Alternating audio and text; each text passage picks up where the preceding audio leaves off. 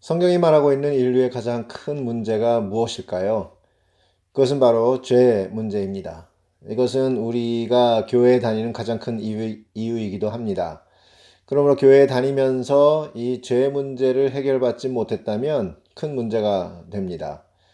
죄 문제는 창세기 3장에서 나옵니다. 하나님의 창조에 대한 기록이 1장과 2장에 나오고 곧바로 이어서 하나님이 제일 처음 만든 사람들, 아담과 하와가 죄에 빠지는 이야기가 나옵니다. 그만큼 죄는 인류 최초부터 지금까지 가장 큰 문제로 남아 있습니다. 죄에 빠진 아담과 하와는 하나님이 그들을 위해 준비한 낙원, 곧 에덴 동산에서 쫓겨납니다. 하나님의 영역에서 사탄의 영역으로 옮겨졌습니다. 이렇게 시작한 인류 역사는 세상이라는 사탄의 영역에서 태어나 죄에 묶여 평생을 방황하다가 하나님을 반역한 사탄과 그를 따르는 천사들을 위해 준비된 지옥에 떨어지게 됩니다. 이것이 죄 때문에 하나님으로부터 떨어져 나간 인류의 비참한 현실입니다.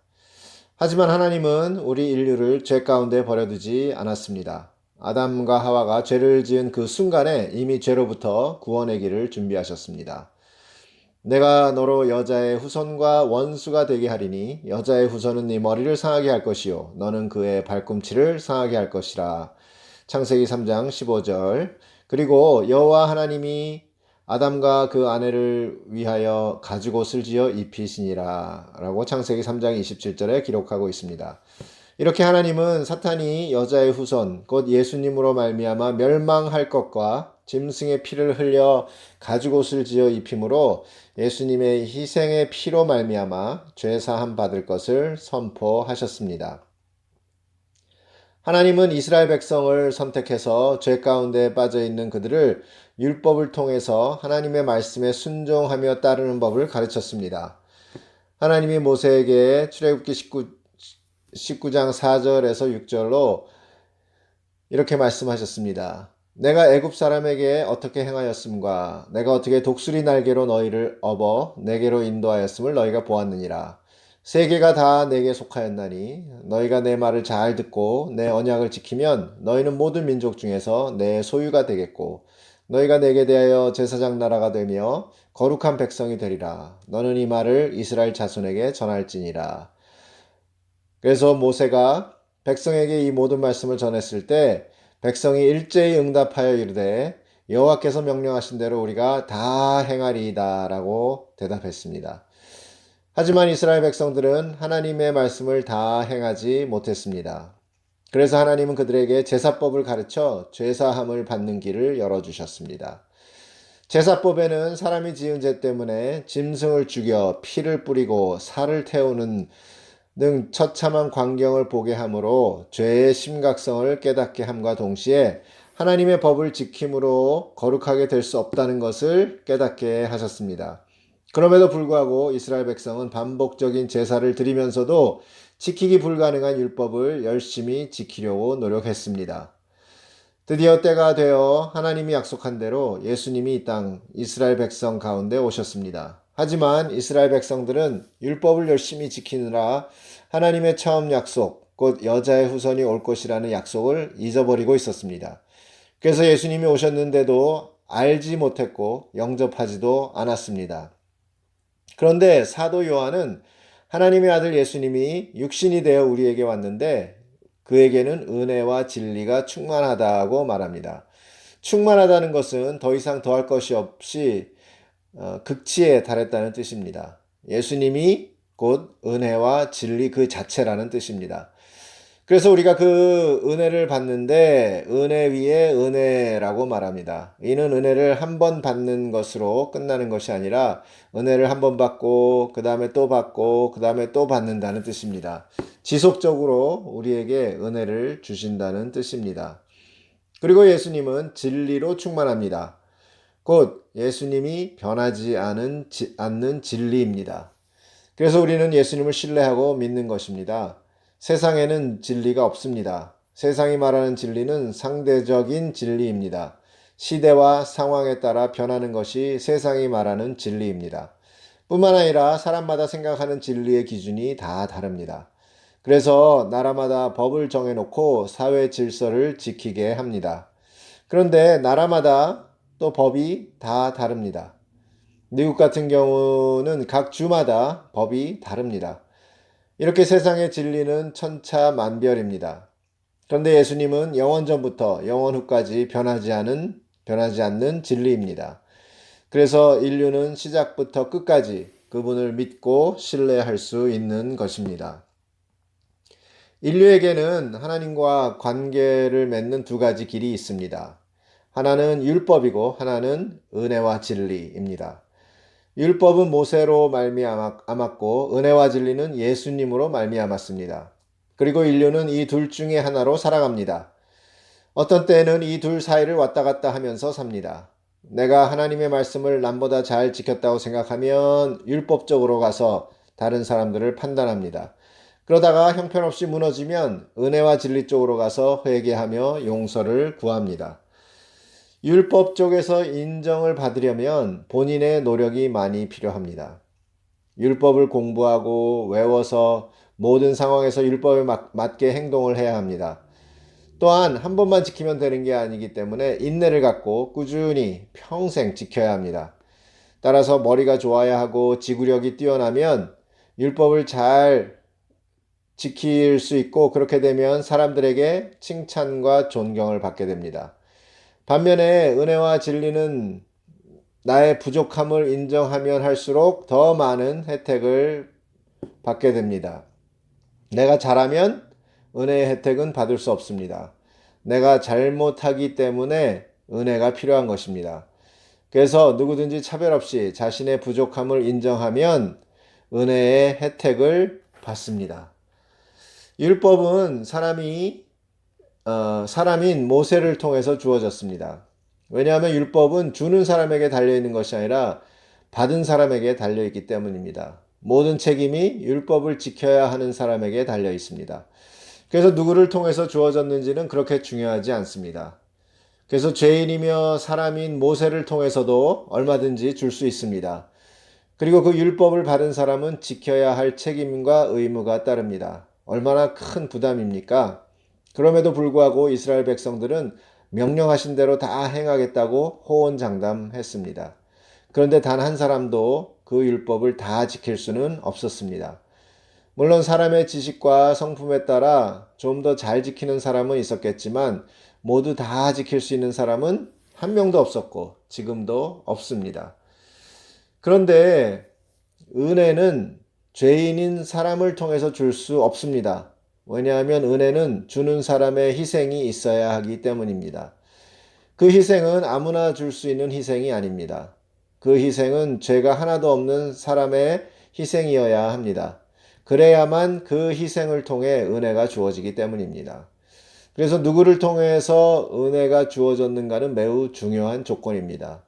따라서 하나님이신 예수님이 성령으로 동정녀 마리아의 몸을 통해 잉태해서 죄와 상관없이 이 세상에 죄 없는 인간으로 오셔서 십자가에서 죽어야만 했던 것입니다. 그 희생의 결과로 하나님의 은혜가 우리에게 흘러나오게 된 것입니다. 이 은혜는 내가 똑똑하고 성품이 좋아서 율법을 잘 지키려고 노력하는 사람에게 혜택을 줄 수 없습니다. 다만 율법을 지킬 수 없는 죄인이라는 것을 깨닫고 자신의 지식과 성품을 다 버리고 하나님 앞에 나오는 사람들만이 받을 수 있는 혜택입니다. 그리고 은혜에는 빈틈이 없습니다. 예수님의 충만한 은혜가 은혜 위에 은혜로 임하기 때문입니다. 내 것을 버리면 버릴수록 우리는 더 큰 은혜를 체험하게 됩니다. 뿐만 아니라 은혜와 함께 임하는 진리 안에서 우리는 하나님의 지혜를 받아 세상이 줄 수 없는 지혜로 세상을 이기는 것입니다. 예수님이 하신 이야기 중에 성전에 기도하러 나온 두 사람의 이야기가 있습니다. 하나는 바리새인이고 또 하나는 세리였습니다. 바리새인의 기도는 다음과 같았습니다. 하나님이여, 나는 다른 사람들 곧 토색, 불의, 간음을 하는 사람들과 같지 아니하고 이 세리와도 같지 아니함을 감사하나이다. 나는 일에 2번씩 금식하고 또 소득의 11조를 드리나이다. 누가복음 18장 11절에서 12절에 기록되어 있습니다. 반면에 세리는 멀리 서서 감히 눈을 들어 하늘을 쳐다보지도 못하고 다만 가슴을 치며 다음과 같이 기도했습니다. 하나님이여 불쌍히 여기소서 나는 죄인이로소이다. 예수님께서는 이렇게 말씀하셨습니다. 내가 너희에게 이르노니 이에 저 바리새인이 아니고 이 사람이 의롭다 하심을 받고 그의 집으로 내려갔느니라. 무릇 자기를 높이는 자는 낮아지고 자기를 낮추는 자는 높아지리라. 우리는 율법을 지키는 것보다 하나님의 은혜 가운데 있는 것이 훨씬 쉽고 완전하다는 것을 잘 압니다. 그럼에도 불구하고 율법을 지키는 삶에 익숙해진 우리는 나도 모르게 율법을 지키는 쪽으로 치우칩니다. 그 이유 중 하나는 율법을 지키는 것은 우리가 눈으로 볼 수 있는 것이고 눈으로 볼 수 있기 때문에 사람들에게 관심과 칭찬을 받을 수 있고 스스로 자랑거리가 되기 때문입니다. 반면에 은혜는 우리가 눈으로 확인할 수 없고 삶의 행위로 나타나지 않기 때문에 의심이 생기고 무엇인가 지켜 행해야 한다는 생각을 합니다. 그 이유는 내가 은혜 가운데 완전히 들어가지 않았기 때문에 은혜에 대한 불확실과 아직도 율법을 지켜야 한다는 부담을 갖고 있기 때문입니다. 그리고 어느 정도 율법을 지키는 삶을 살면 하나님께서 그 모습을 기특하게 여겨 복을 내려주실 것이라는 생각에 열심히 율법을 지키려 합니다. 하지만 성전에 기도하러 나온 두 사람 이야기와 같이 율법을 잘 지켰던 바리새인이 아니고 멀리 서서 감히 눈을 들어 하늘을 쳐다보지도 못하고 다만 가슴을 치며 하나님이여 불쌍히 여기소서 나는 죄인이로소이다 라고 기도한 세리가 오히려 의롭다함을 받았습니다. 하나님께서는 하나님 나라의 일반적인 혜택은 모든 사람에게 공평하게 내리십니다. 예를 들어 모든 사람에게 해를 비춰주시고 비를 내려주시고 먹고 마시는 양식을 공급하십니다. 하지만 하나님 나라의 특별한 혜택은 의롭다함을 받은 사람들에게 내리십니다. 율법을 잘 지켰다고 복을 내리는 것이 아니라 의롭다함을 받아야 복을 내리는 것입니다. 따라서 율법과 은혜를 왔다 갔다 하는 사람들은 하나님 나라의 특별한 은혜를 받지 못하는 것입니다. 온전히 은혜 안에 잠길 때에 비로소 우리는 나의 선한 행실이 아닌 예수님의 선하심과 완전한 희생으로 말미암아 의로워지는 것입니다. 그리고 이 의로움은 예수님의 은혜로 받은 것이기 때문에 한치의 우리의 노력이 더해질 수 없습니다. 오늘날 많은 크리스천들이 구원은 은혜로 받았다고 고백하면서도 구원받은 후의 삶은 율법주의에 빠져 율법을 지키려고 열심히 노력합니다. 잘 지키면 지킬수록 점점 의로워진다고 생각합니다. 반면에 못 지켰으면 그것으로 자책을 합니다. 그리고 그때마다 회개하여 죄를 씻어야 한다고 생각합니다. 하지만 우리가 율법을 지킨다고 의로워지는 것이 아닙니다. 그렇다고 율법을 지킬 필요가 없다는 이야기는 아닙니다. 어떤 사람들은 우리가 은혜로 구원을 받았으니 그 다음부터는 율법이고 뭐고 상관없이 내 맘대로 살아도 된다고 말합니다. 그것은 잘못된 생각입니다. 율법을 지키지 않아도 된다는 말이 아니라 율법을 지키는 것으로는 의로워질 수 없다는 말입니다. 우리가 예수님의 은혜로 의로워지면 율법은 저절로 지켜지는 것입니다. 예수님의 은혜로 의로워지고 성령님이 내 안에 거하시면서 우리의 마음을 인도하시면 우리가 하나님의 마음과 뜻을 알게 되므로 율법을 지키고 싶어집니다. 성경 말씀을 읽고 싶은 마음이 듭니다. 기도하고 싶은 마음이 듭니다. 이웃을 돕고 싶은 마음이 듭니다. 원수를 용서하고 사랑하고 싶은 마음이 듭니다.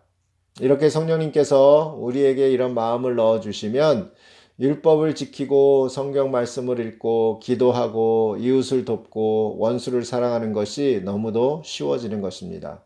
우리가 일부러 지키려고 노력하지 않아도 지켜지는 것입니다. 그래서 성령님께서 하나님의 마음을 주시기 때문에 신앙생활은 너무도 쉬운 것입니다. 구원도 예수님의 은혜로 받는 것이고 구원받은 다음에 신앙생활도 예수님의 은혜로 하는 것입니다. 구원을 받을 때 내가 할 수 있는 것이 하나도 없었듯이 신앙생활을 할 때에도 내가 할 수 있는 것이 하나도 없어야 합니다. 그럴 때 완전한 구원이 이루어지는 것입니다. 구원은 은혜로 받고 신앙생활은 내 힘으로 한다면 그것은 온전한 구원이 아닙니다. 그리고 그런 신앙생활은 참으로 힘들고 의심스럽고 때로는 좌절해서 굴곡이 심합니다.